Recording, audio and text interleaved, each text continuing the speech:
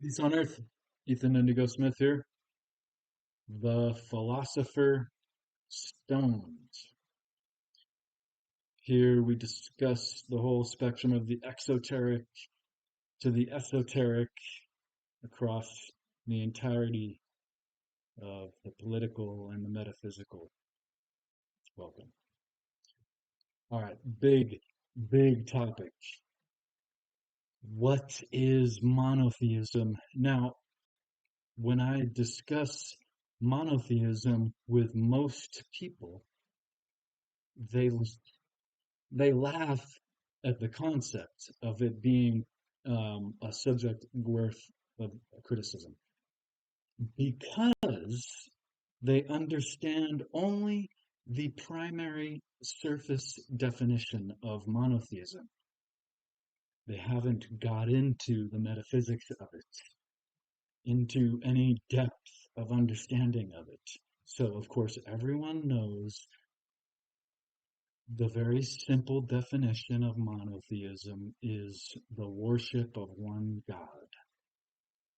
But that's not it.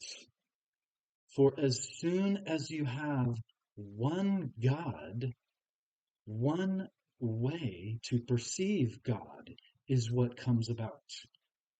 And that results in an us and them dynamic that one is culturally infused in, right? Because if you have the one way, you have everyone else that is the alternative wrong way.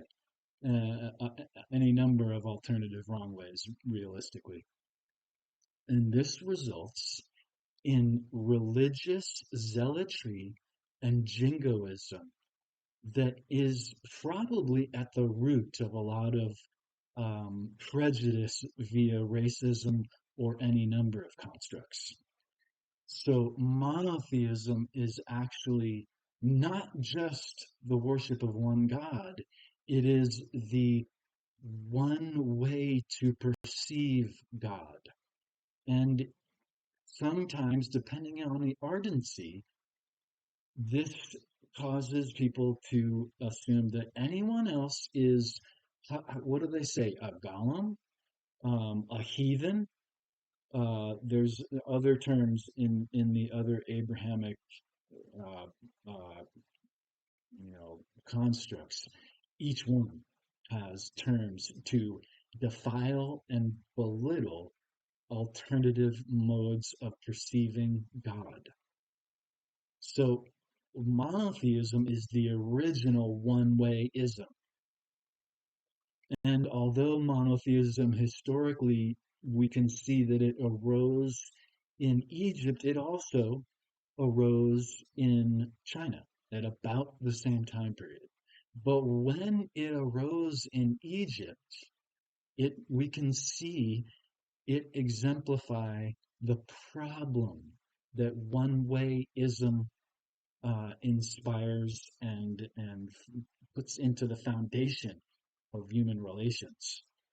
When the original Atun had the original one God from out of many gods in Egypt, it caused a whole series of aftermath implosion onto Egypt in the form of a lot of destruction of a lot of the monolithic sites to Aten. And before that, because of monotheism, of the original Egyptian monotheism, of that harsh desert god, a harsh desert environment, uh, they also destroyed a whole series of monolithic uh, uh, constructions because there was no longer acceptable alternative views. It was one wayism, which results in everyone else being belittled. That's just how it is.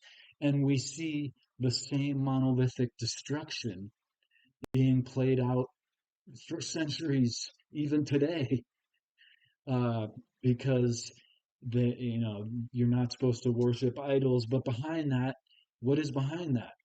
The destruction of alternative thinking or inclusive universal thinking. This is also something that monotheists do not accept. So when you look at monotheism, it is not only the worship of one God, it is the institutionalization of one way to perceive God, godliness, and the world, which has caused a major disruptive relationship and schism among human relationships. Um, we all can see this. The monotheistic, monothematic, repressive insistence is at the heart of many different problems in the world. Many different world wars throughout world history have been based on this issue and or fueled with this insistence. So, for more, I wrote a book, The Metaphysics of Monotheism. I'd appreciate your support. It breaks down a lot of other influences and results of these influences. That's monothematic, monotheistic, archontic, parasitic, even coordination. That it is a setup. It's like a setup for the brotherhood of man to have a schism and fight each other. And a lot of people, further, more deeper, a lot of people mention the idea of archontic modalities influencing the human psyche.